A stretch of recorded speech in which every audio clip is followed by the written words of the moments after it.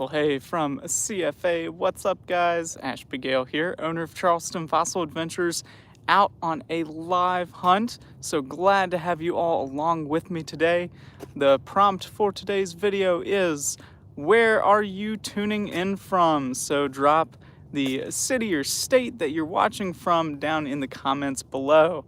My goal for this live video is to find at least a tooth that big. I would love to find a Megalodon tooth, but we'll talk about that in this video. Is why are Megalodon teeth so prevalent in South Carolina, and maybe why are some of the Megalodon teeth identified on the internet actually not Megalodon teeth? So I'll be covering all of that. Without further ado, let's get hunting. All right, so I have kind of walked on up into the good zone, and already I can spot a tooth. Oh, oh my gosh. So I was up here and I saw that tooth. However, can you see the one that is right next to it? I mean, look at that. I promise this is not planted. It's just a highly productive stretch of beach. So there was the one that I was walking over to get, and right next to it, holy cow. This is the biggest one I've found all day. I'm not joking. I came to this site because my others weren't producing as well. So that big one, let me get them cleaned off here. It is, let's see. So some people might call this a Megalodon. Others, like myself and the paleontologists at the museums in College of Charleston, would probably call this one of the precursor to Megalodon teeth.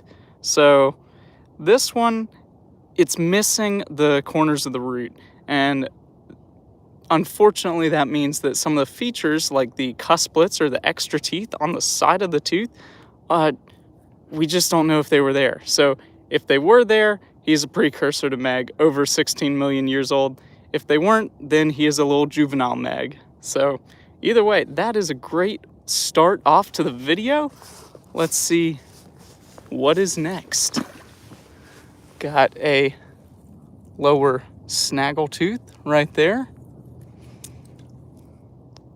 Very nice. And another note, someone mentioned it on the last live stream that was out in the field, and I am still working on the video quality for these. I'm trying to find a way to make this clearer, because I know the picture isn't as clear as it could be and as clear as my other content. So just bear with me in that regard. I'm trying to figure out how I can get internet on a nice camera to make these live streams a little clearer. Right there, we've got another blade. That one from a shark previously called a mako. Now we know from some fossils discovered in South America that this is actually the ancestor, or the ancestral great white, excuse my emphasis. It is the unserrated precursor to today's great white shark, over 6 million years old. Also in frame right there, a little snaggle tooth.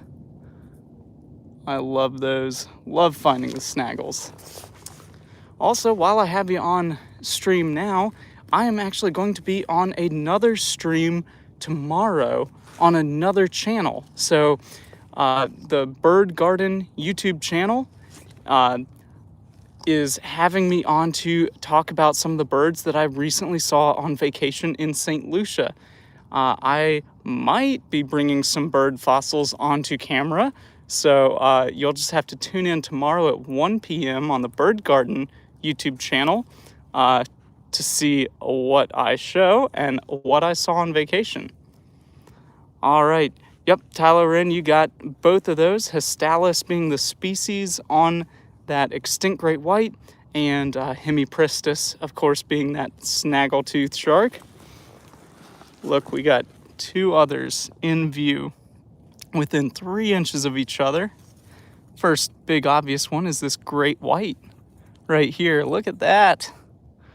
That one is the serrated form of today. Tylo, you want to put the scientific name of this one down in the description, down in the comments? And then right next to him, look at that. That thing. That is just a cusplet. So what was missing on that very first big tooth we found, that would have been a massive, probably 3.5 to 4 inch long Angustodons, or grandfather to Megalodon. That's a huge one. Now, of course, the cool thing about all of these fossils, all right, good thought. It's not another Hastalis. If you can make it out there, there's some serrations. So this is the great white following the extinct great white, or technically one other species in between Hastalis and this one. This guy is Carcharodon carcharias, the modern great white. Now let me pull a few more of these teeth out here before we keep looking. Great thing about all of these fossils, I'm not keeping any of them. I have a Patreon account. It's called Shark Tooth Club Monthly, and I ship out all of these fossils I find in these videos to my supporters over on Patreon. So, got boxes heading out for the month of January here in just a little bit. You can sign on and support. You get your box for the 1 month on the first week of the next month. So January box is getting shipped out first week of February. Oh no. All right. Can you see this one? This is probably going to be one of my best live streams. If it isn't, I hope I can top it, because look at that. Oh man, this is why I love this site. It looks like this thing is still down in the clay. Another giant member of the Megalodon family. Ooh yeah, yep. There we go. Oh man, that root was bigger than I thought. What? Ah, this is awesome. I'm so glad I came out to do a live stream today. It has been over a month since I've been collecting because of my time off during the holidays and some home renovations. All right. Oh, T-Rex, thanks for tuning in from Colorado Springs. If you come into Charleston in late May, we will be running tours. So the sites that I'm visiting today on this stream are typical of my half-day and 3/4-day fossil kayaking adventures. But look at that. Yep, Tylo, this one, again, you know, these river teeth, they get some damage on them. It is hard to tell if he had cusplets, but based on the Oligocene strata around here, the rock layers dating back 24 to 30 million years old, probably an Angustodon's, and a big one at that. Awesome. Just for perspective, this one would be heading off to a member of the Benedini shark tier on my Patreon account. Now I saw one again in frame out here. Is just below that rock.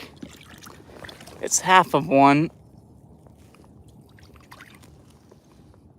And that's what we can tell is an Angustodon's right there. 2-time predecessor to Megalodon. We got that little extra tooth on the edge. Awesome. I've also got a 30-minute video that I'm working on right now. It's going to be coming out on the channel about, I think I hinted to it potentially in some of the earlier content, but I headed out west with my dad and we did some Cretaceous shark tooth hunting. So I've got that 30-minute full-length video coming out, and then I'll be releasing some smaller ones about that same trip. So keep your eye out for that, just like I'm keeping my eye out for that shark vertebra.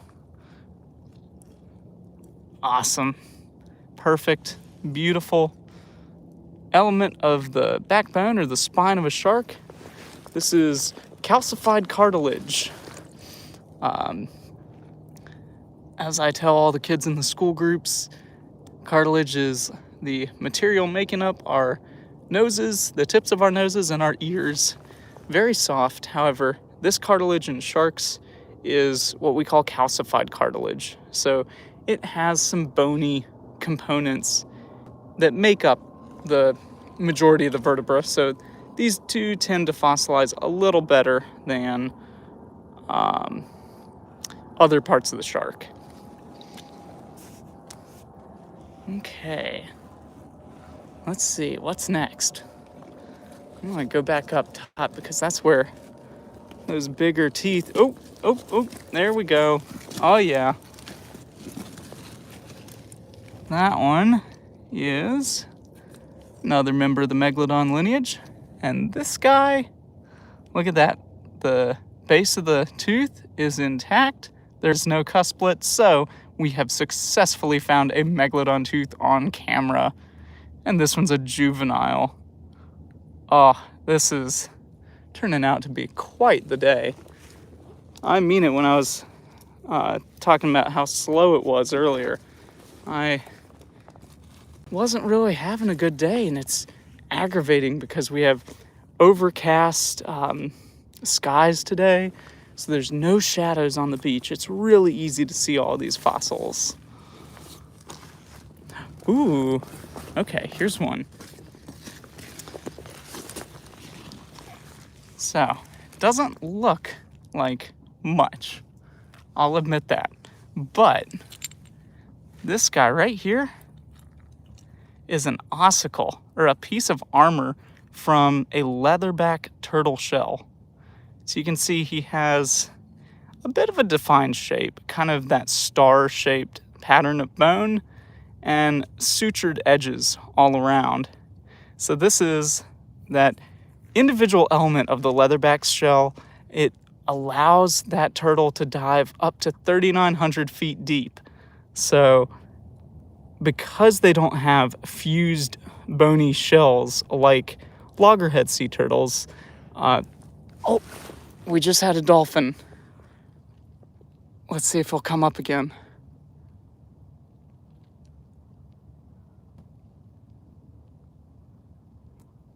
Hey Joe, thanks for tuning in.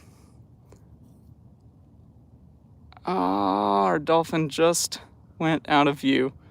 That was really cool. He just came in like 30 feet offshore.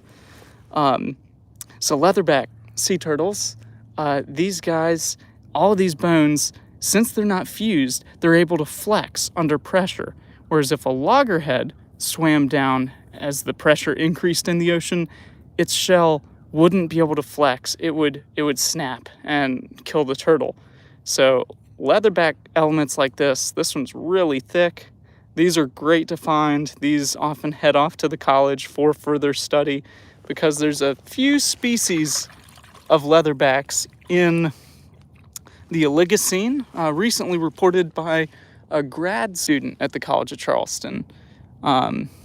So neat little addition there to their collection. Yes, South Carolina and Florida, two hot spots in the U.S. for shark teeth.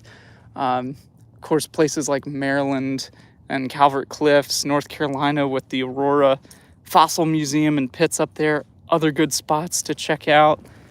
And right here, looks like we have another Hastalis, just a portion of the blade, but hey, we'll take it. It's going to get shipped off to one of our Patreon supporters. And I saw one other. There was another Hemiprestus out here. Tyler, remind me where you're tuning in from again. Are you coming in from England, did you say? San Francisco, beautiful city. Been there once. Want to get back there.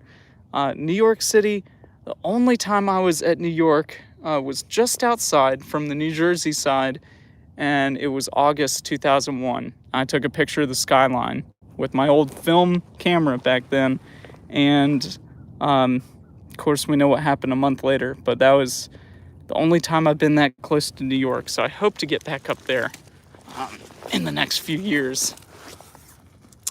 Bracklesham beds are the Weldon beds. I have not. What, did you say those were Eocene in age? The only Eocene deposit I've collected in was at the Harleyville giant cement quarry last winter. We were doing a whale skeleton excavation.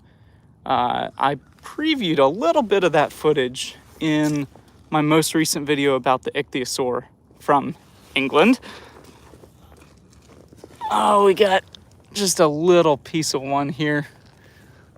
Another member of the Megalodon lineage. Doesn't look like much on camera.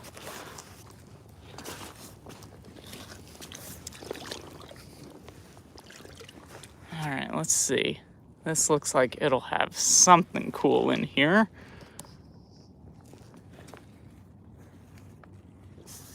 Thanks everyone for tuning in. I appreciate the love on the live stream today. If you're enjoying it, please do give it a like so it can spread to more people. Oh, there we go. Yep, we've got a rather interesting... Okay, the Weldon beds are Cretaceous.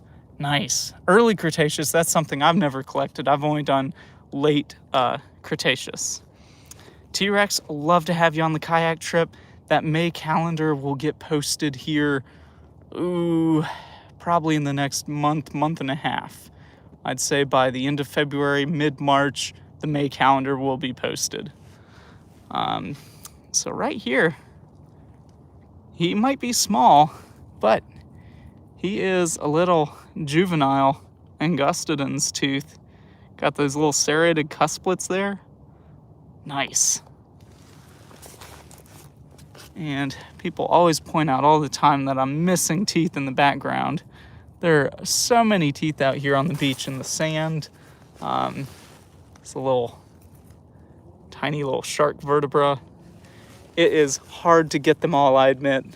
And the most aggravating thing for me is when I'm video editing back at home and I see that I walked right by one that I didn't pick up off camera. That's always really sad.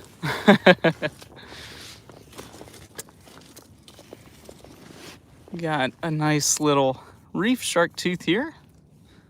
Something like a bull or a dusky. These guys have such similarly shaped teeth to other members of the Carcharodontis genus. It is really hard to identify many of them down to the species level if you don't have an articulated jaw.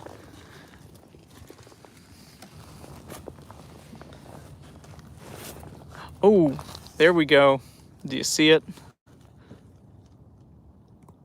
It has a nice shiny blue enamel blade. Ooh, nice. Okay, the dinosaurs from the Isle of Wight. That's awesome. I would love to get over to England and do some collecting one day. All right, look at that guy. Gorgeous, gorgeous, gorgeous. Another juvenile Angustodon's. Grandpa Meg. Awesome. Got another reef shark there. Reef shark there.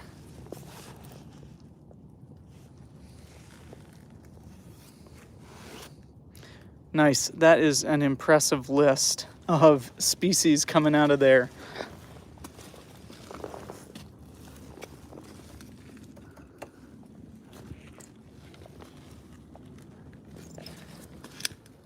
Let's see. Oh, look, I would have walked right by this one. Tide is coming in. Water's right there. Another Carcharodontis tooth. Looks to be another Angustodon's. Awesome, awesome find there. Yes. Oh, here's one we don't see too often out here. That is a Miocene to recent member of the tiger shark group. Gallicerdo cuvier is the species. Yes, Tyler, these are Oligocene through Pleistocene, as illustrated by this guy. fossils. So Charleston's fossil deposits are a unique mix of fossils dating back to 30 million years old with the Oligocene Ashby Formation. Next is the Chandler Bridge Formation, which is a late Oligocene deposit. Got a little hemipristous there. We have one Miocene deposit that our megs come from, and that is the Mark's Head Formation, but unfortunately we don't see any outcrops of it, and it's really hard to try and find what the lithology of that deposit, what it looks like. I've yet to see an example of it, but that all got scoured and worked down into our nice little hemi there. Got scoured and worked down into younger deposits. So those megs got reworked into some younger layers. Next is going to be the Pliocene Goose Creek Limestone. And that's the one that we see on Folly Beach. So if you have watched my How to Find Shark Teeth video, that is the limestone rock represented in that video.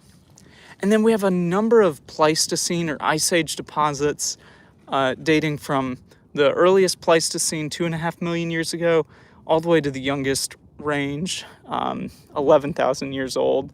So we got the Wando Formation, we got the Waccamaw, the Penholloway, the 10 Mile Hill, and then an unnamed deposit offshore that we're still trying to figure out what deposit it is, but it is a late Ice Age time span. Got an interesting little bone here. This looks like an ilium, or one of the hip bones from an amphibian. So you got the acetabulum, excuse me, words today are tough. The acetabulum right there, it's a little circle. It's where the femur articulates with the pelvis. Neat little bone right there. I'll be looking at that one under magnification later for sure. Oh, let me get my comments back. All right. Early Paleolithic tools from the Pleistocene. That's cool. Reptile and bird remains are some of my favorites to find. Looking for some bird bones out here. Got a sand tiger shark tooth right there. Well, little partial shark vertebra. Ooh, yes, Mastodon and Columbian mammoth. I have found biggest chunk of a mammoth tooth. I've got 3 plates of the enamel. It's about a 10-inch long specimen. Let's see. Little blade right there of a mako. I've got, my dad actually found a Mastodon tooth on the beach, root side up. Didn't see the crown, just thought it was some tree branches poking through the sand. Kicked it with his foot and it didn't move. Flipped it over with his hand, and it was just this gorgeous, gorgeous tooth from a Mastodon. It was worn down flat, but you could still see the loafs of enamel. Really awesome find to be found on the beach. We get a good number of bits of the tooth enamel from mammoths and mastodons. Every now and then we get some Gomphothere or 4-tusked elephant material. So yeah, I've actually got other people found these specimens. Let's see, Joe, do we find the Ice Age horse teeth all the time? Fragments of that are very common out here. I've gotten a couple pieces earlier today as well. So a couple of friends of mine actually found this little fossil snail. Oh, he did not damage it by kicking it. No, fortunately, it was just kind of like a gentle tap and it didn't move. Oh, and let's see, speaking of horsetooth enamel, good timing. That is a little section of Ice Age horsetooth with the dentine on the inside there, and then the black little wavy ridge is the enamel. Good timing. Thanks, fossil. So, yeah, a couple of my friends, one of them found an associated set of the tibia, so lower leg, the humerus, upper arm, and a vertebra from a Columbian mammoth wash up on the beach after a hurricane. Absolutely insane. He wasn't able to keep it just because his wife was like, we don't have room for that in the house. So he actually gave it to me, and I take it around on outreach events, and actually just took it to a school group last week, and it's impressive. The humerus is 3 feet long. The leg bones were broken in half, but still, to find something like that on the beach is just phenomenal. And then another friend of mine found a section of ivory tusk out on the beach, and that one was about 2.5 feet long, and it weighs about a good 40 pounds. Thanks for all the questions, guys. It helps the hunt go by quicker, and we're in a bit of a lull on the bigger teeth, but it's anything is a lull after the rate at which they came out at the beginning of this video. Let's see. Oh, okay. Here we go. It's underwater. Look at that. It is a gorgeous, gorgeous tooth. All right, another Angustodons with that tiny little cusplet right there. Awesome find. Liking the video for teeth like this. Give it a thumbs up so more people can see them. This is awesome. All right, well, I'll keep my eyes down here in the water a little more then. It's clear enough in the winter. I mean, if I was out here in July, I would not be able to see this right here. And this is about a good foot of water. But yeah, that's why I love winter, is you get a day like this with 3-mile-an-hour winds, you can just come out here and, gosh, I can see out, let's see, right out there.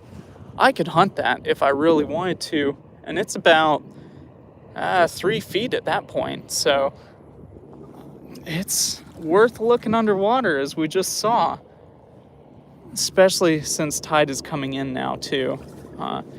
Unfortunately, low tide today was at 8:30, and I live 35 minutes away from the boat landing, and it was just an early morning.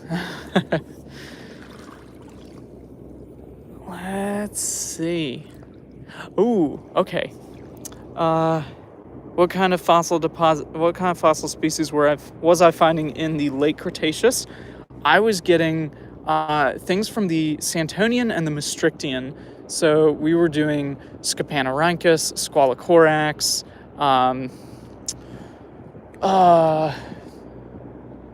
Encodus, Archaeolamna, Pseudocorax, Cratolamna, of course, and things like Lydiosuchus, the little crocodile things. So some really cool stuff. I do that trip once a year, and this past year my dad and I went to a site where we could find Tychodus teeth, and so that's that 30-minute video coming out here in hopefully a few days. I just started editing it yesterday, but look at this right there. We got a whale vertebra.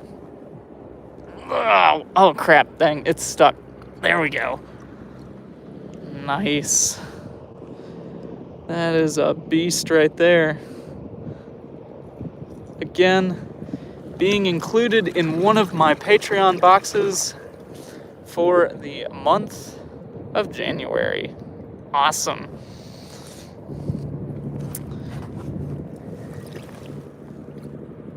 And let's see, a little bit of old bottle. Maybe not too old, but that's kind of cool. I'll take it back. I got a little shelf I'll put these on. I found a 1700s pipe stem out here on this section too. That was really neat to find. Let's see. Sorry, I'm taking a look at my boat because one of those big harbor boats just went by, and I want to make sure it doesn't mess with my boat. Okay.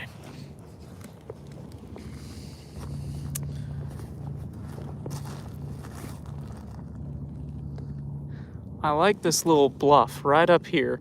It is a mixture of clay and the limestone from the Oligocene deposit that some of these fossils, since they got dredged up here, they kind of get all jumbled up in there and they stick. And so since this is a tidally influenced area, so the water comes up to high tide twice a day and down to low tide twice a day, it will uncover stuff along this edge. And like the tooth earlier, let me pull it out for the new viewers. We got that sucker from up along the edge. I'd love to see a repeat of that.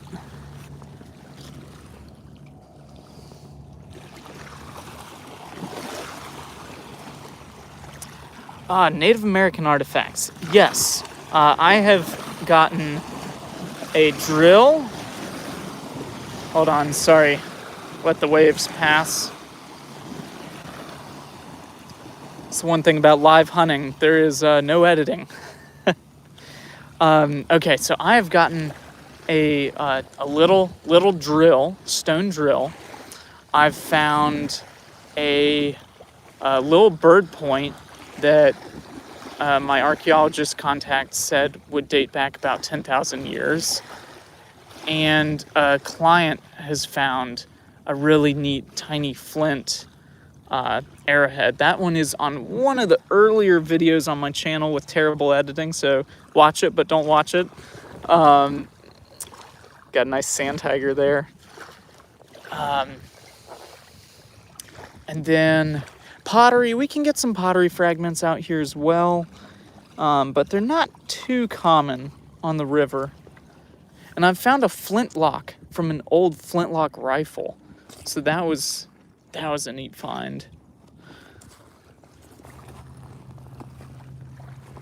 I've gotten a couple chunks of soapstone too. It's not something that naturally is occurring here in South Carolina, but they would trade for it and then use those. They'd heat them up and use them as boiling stones in the soup. And I guess if they're boiling water to drink it, and I'm admittedly not an archaeologist, so don't quote me on any archaeological knowledge.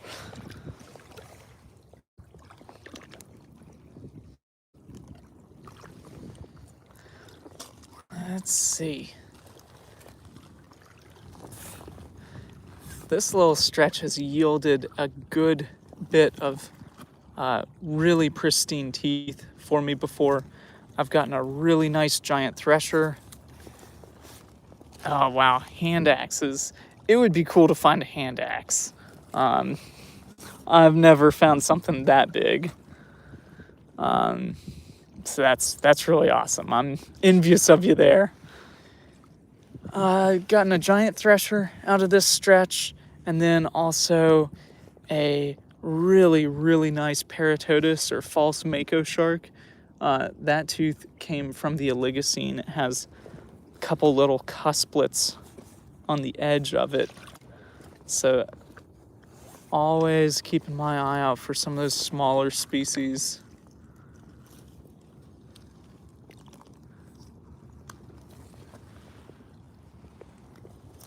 Let's see.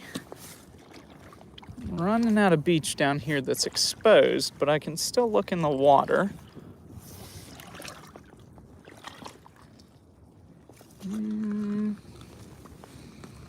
Again, while I have everyone, if you haven't already, give the video a like so it can spread to more people. And I will be on a live stream tomorrow at 1 o'clock. Another channel is hosting it. It is the Bird Garden YouTube channel. And we're going to be talking about some of the birds that I saw in St. Lucia on my Christmas vacation. And I will also have some bird fossils with me on air. So something to look forward to there. Let's see. Yeah, your point about not having any Pleistocene bones because they don't have good preserving conditions, that is a little bit like what we experienced during the Miocene here. We had some good preservation of the Megalodon teeth and some other Miocene species, but the deposit itself just wasn't preserved. So I can appreciate you not having any Pleistocene deposits over there. I look real carefully in all this grass. That's how I found that Paratodus tooth.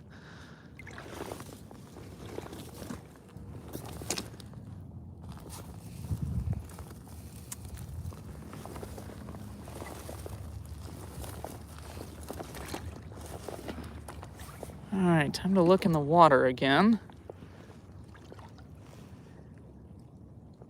And we'll double back, look under the water in the stretch that we just walked. This section's a little deep. I would not like to stick my hand down in that water unless it is something really nice. Today's temperatures in the 40s, water temperatures probably in the 50s, and I know it might not be the teens and the aughts of farther north, but for us, it is a different type of cold down here. Once your hand gets wet, then it really stays cold too. Let's see.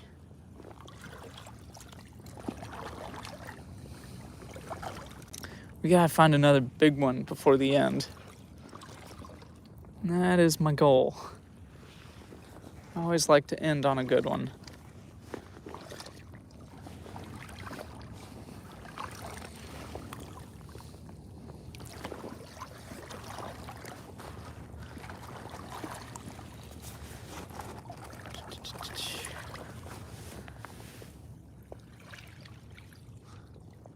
Let's see.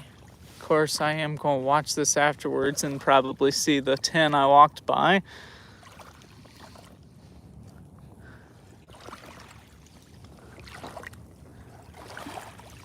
But this wave action like that, this is really good. It comes in, it pulls some sand away, might uncover something that wasn't uncovered on the first pass.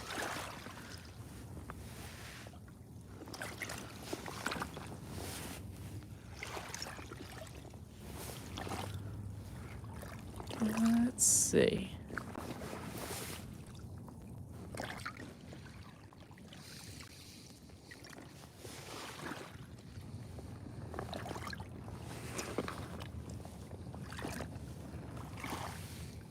It's just such a calm day today, too. I've only had 3-mile-an-hour winds, so it's practically non-existent. Just really, really peaceful out here. That's cool that you have some mammoth fossils, Tylo. It is definitely one of my favorite animals. I love the Ice Age animals. I'll focus on sharks and know my sharks for all of my tours, of course.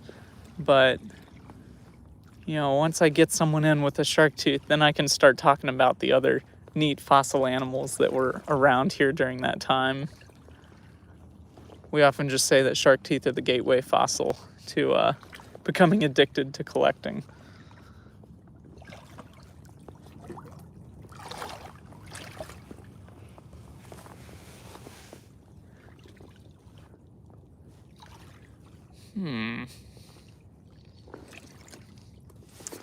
There's a little blade of a lower snaggletooth. It's hardly worth picking up, but pretty neat.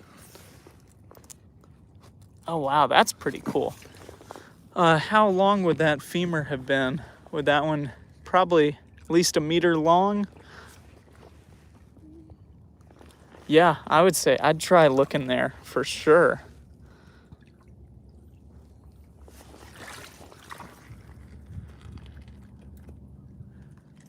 See, I don't think I looked up in this stretch on the first pass. One time I got a really massive shark vertebra up here. Yeah, I bet your changes during the Pleistocene in England are pretty similar to ours in that we had vastly fluctuating sea levels here. At times it was 50 miles further out than it is today.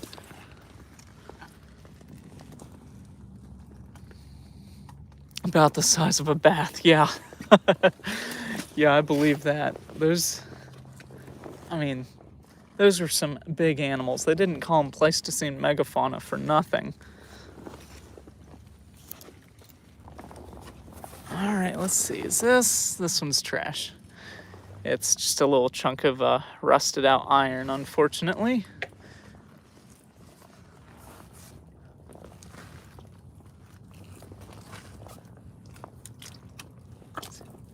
Anybody hiding in the water?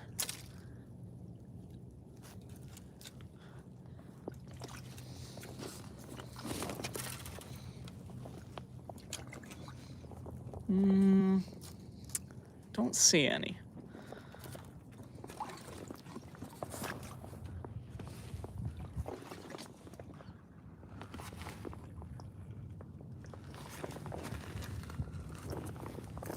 Let's see.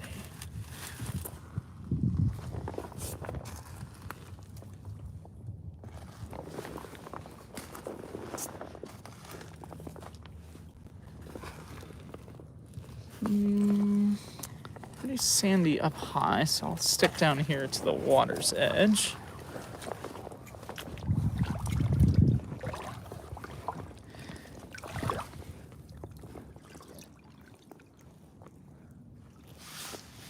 Let's see.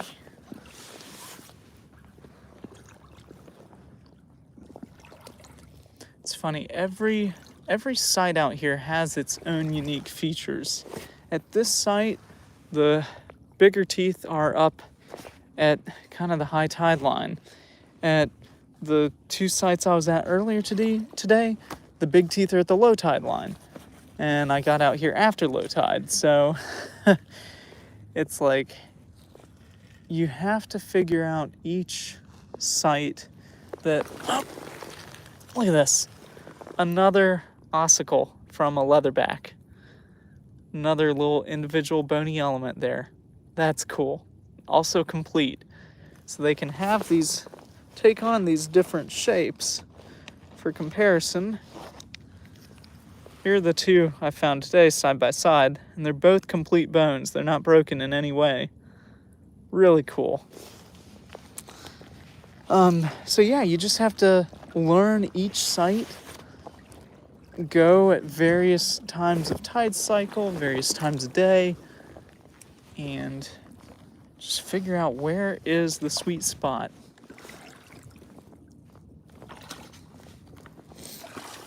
And so that's what I focus with on my trips as well. When I take clients out in the summer, I'm taking them out at the optimum time to find good fossils.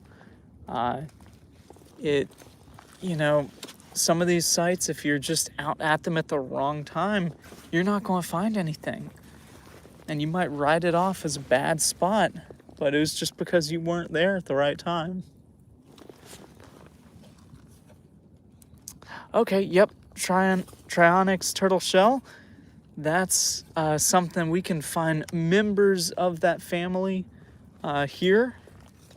Mostly Pleistocene members, but that's cool that yours is from the Eocene. Again, that is a time period I just haven't collected that much because Eocene material isn't preserved at like an accessible depth in the ground. In South Carolina, you really have to go to that quarry to get down deep enough.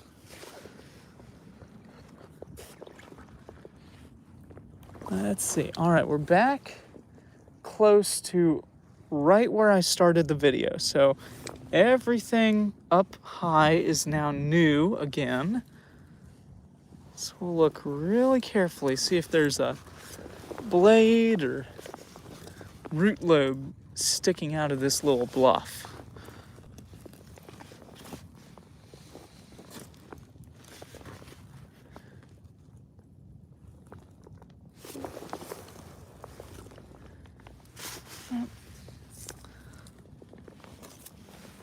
Let's see. Another reason I like this spot is because there's a lot of sand, so it's easy to see when a tooth is out by itself. Some of these sites, they're just piled up piles of phosphate gravel, which is great. I love some phosphate because you know you're in a good spot to find fossils here, but I do love a good sandy beach. It is so easy to spot fossils in the bare sand.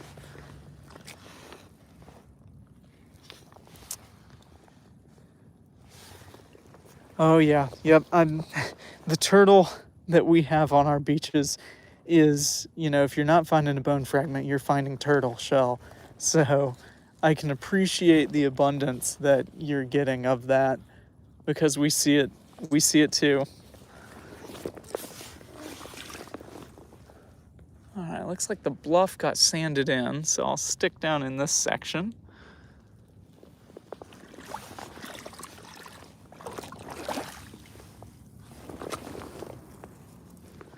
Little rib bone right there. Okay, flint echinoids. Those are cool. I've gotten, let's see, I've never gotten any flint ones. So that's neat that yours have been preserved in that manner.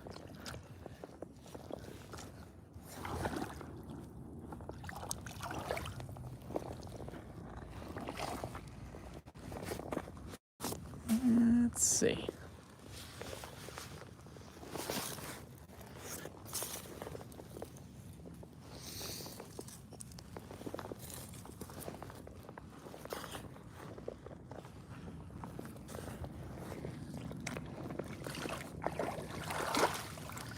All right, speaking of turtle shell, we've got some Carolina Keeley's loggerhead turtle shell right there. Broken element, not a complete bone.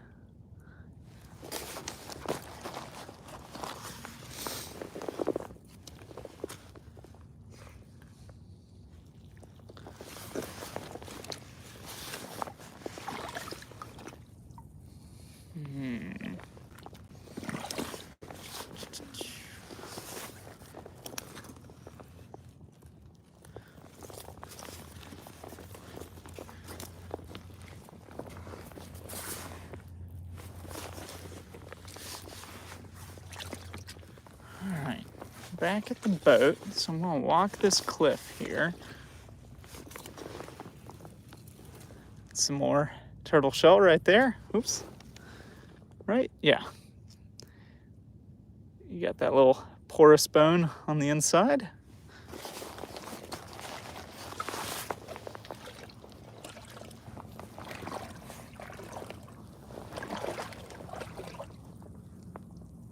I'm gonna set this set my whale vertebra back here.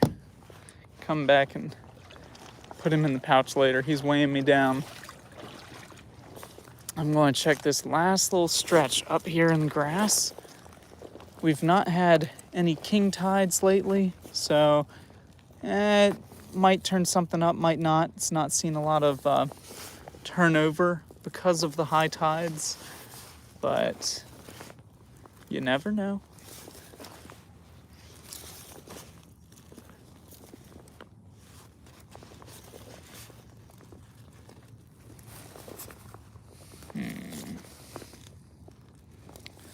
Again, thank you for everyone that has been tuned in to the video. Please give it a like if you haven't already so that more people can see it. It started off with a bang.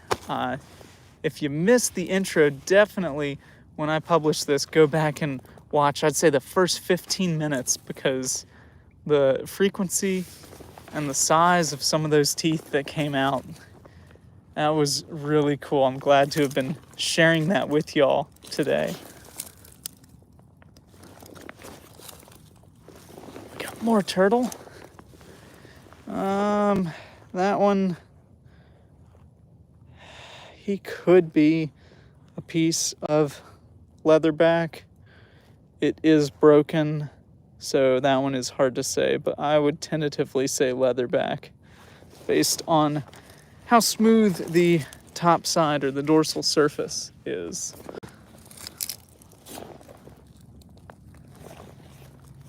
Let's see.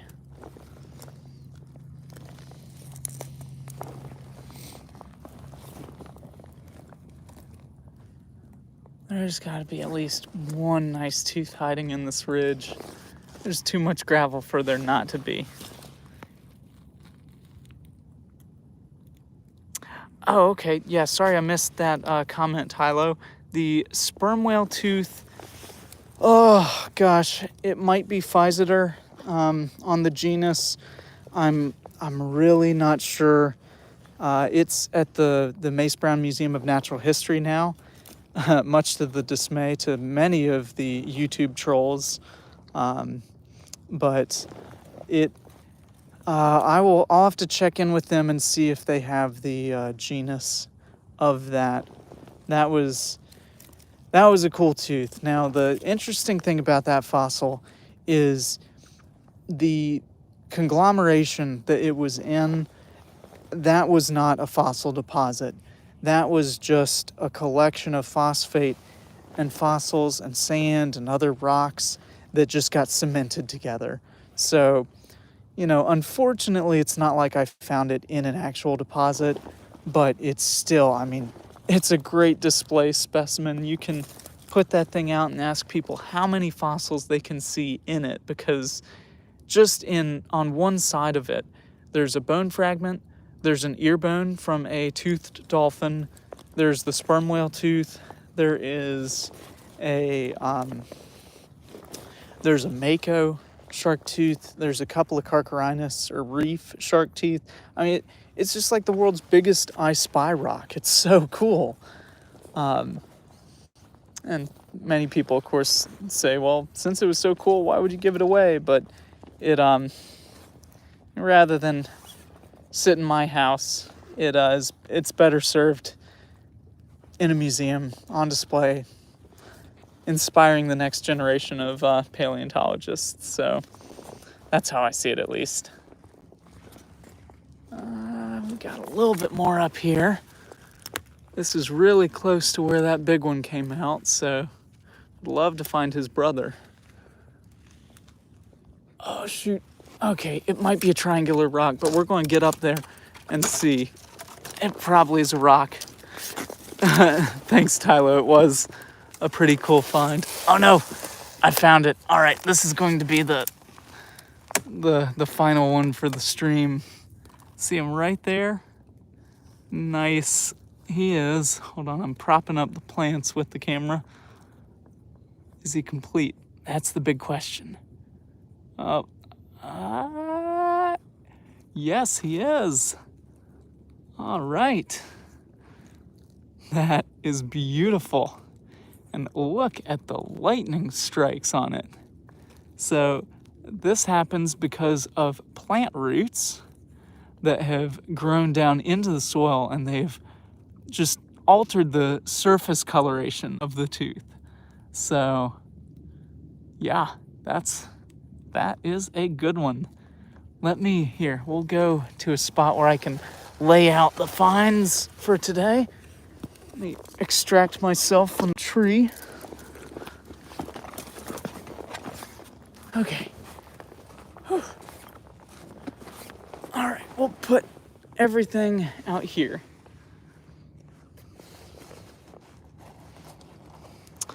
Really, that is sad that there's no mention of the prehistory in your area, Tylo. I I think that's definitely a worthwhile endeavor. All right. So again, all of these finds, no joke, you can watch the video for yourself. All of these teeth have come off of the last 55 minutes of hunting. All right. Got lots of members of the Megalodon lineage.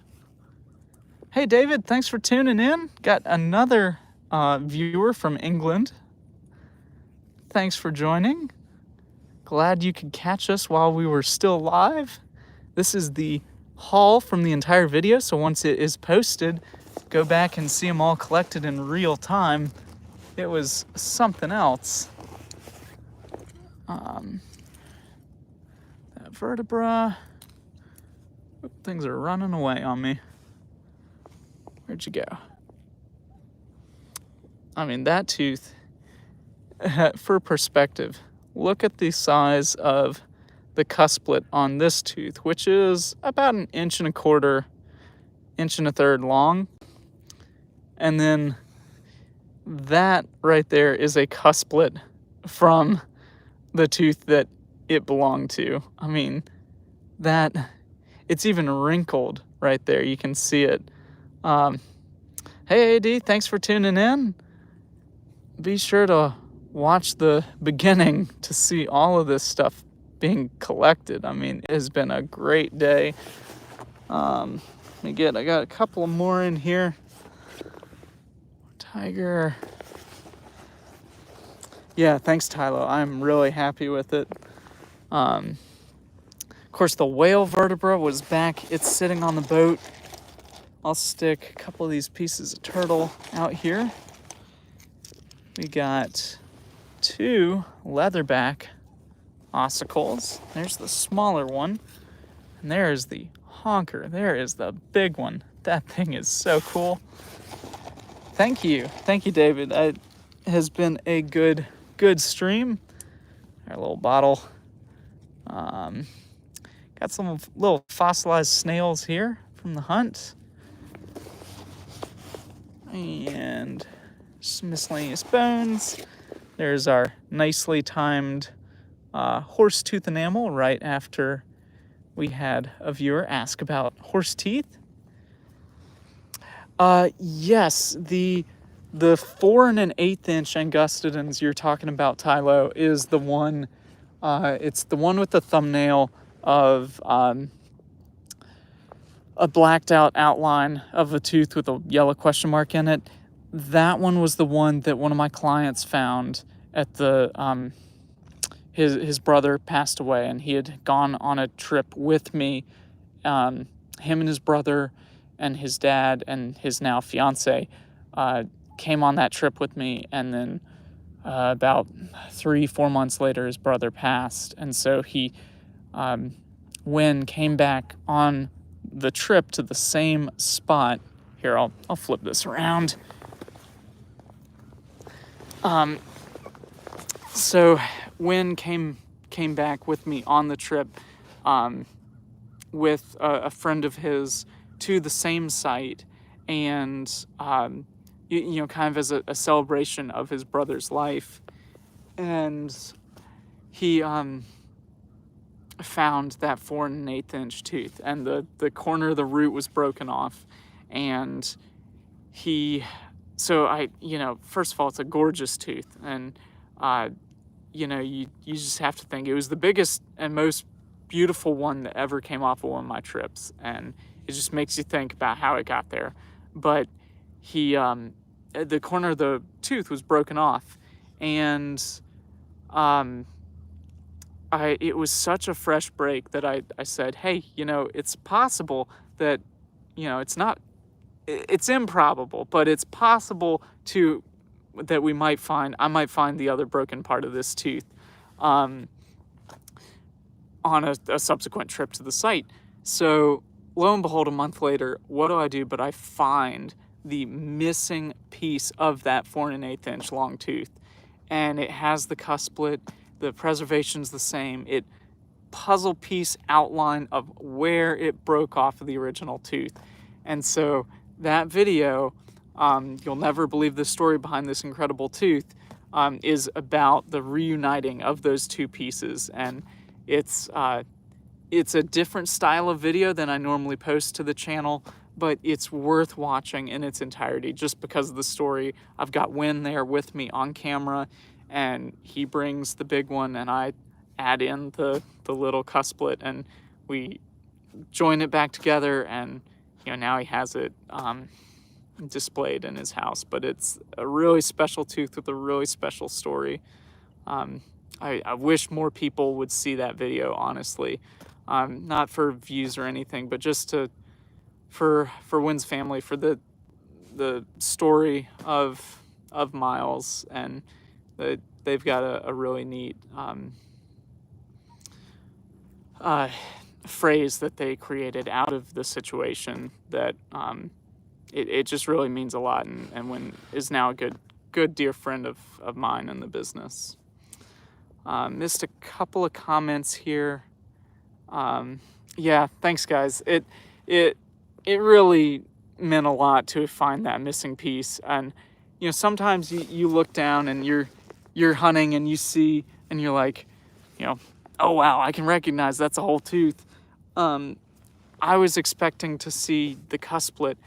I didn't. I saw the bone of the root. I didn't see any recognizable thing telling me it was a tooth, but I pick up every fragment of bone I see on the beach. And, it's a beach about, 50 yards long and 30 feet wide. See a vertebra over here sitting on the beach while I'm doing this. And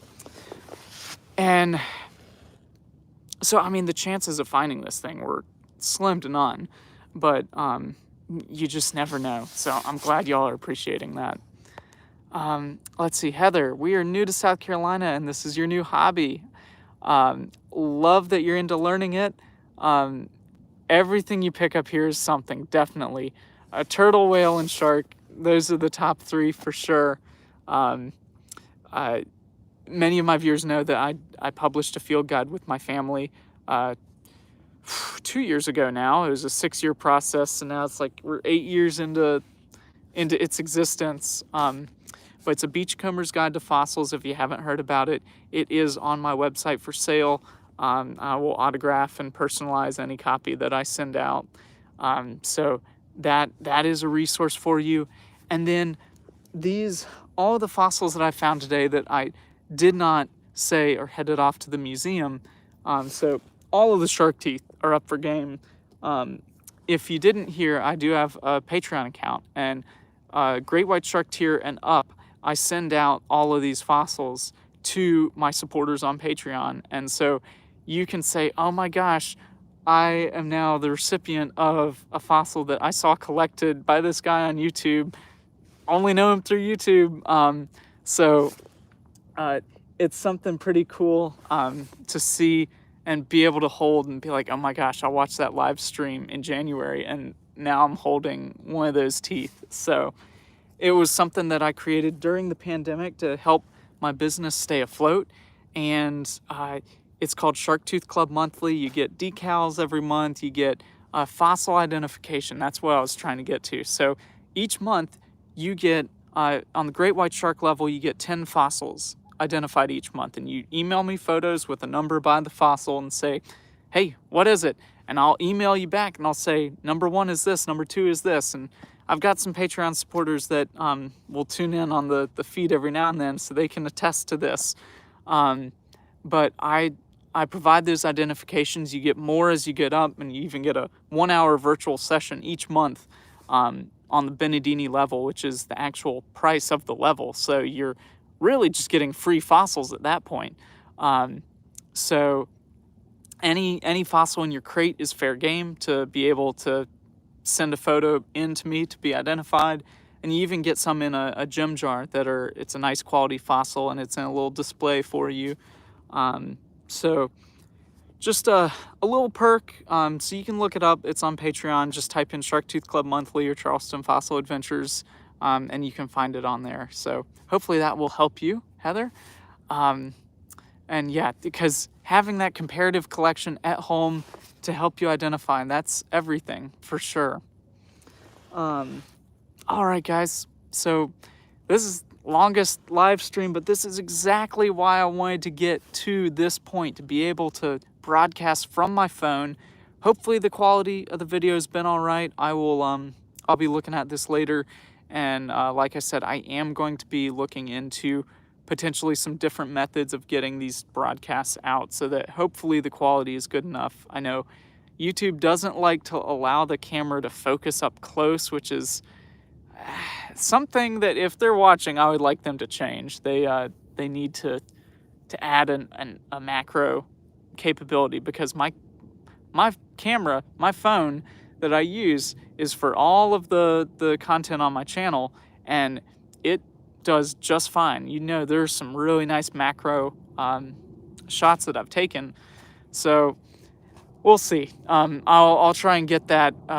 Okay, glad to know is decent. I am a perfectionist, so I can't settle for decent. I need better.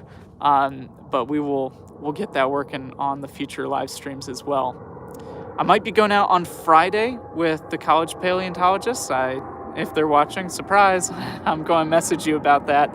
But keep your eyes out. Potentially, I don't know, the weather might not be great, potentially for a Friday broadcast. If not, that Cretaceous 30-minute long episode's coming out. So keep your eyes out for that. Thanks for tuning in, guys, and happy hunting out there. And yeah, we'll see you on the next one. All right, guys, bye.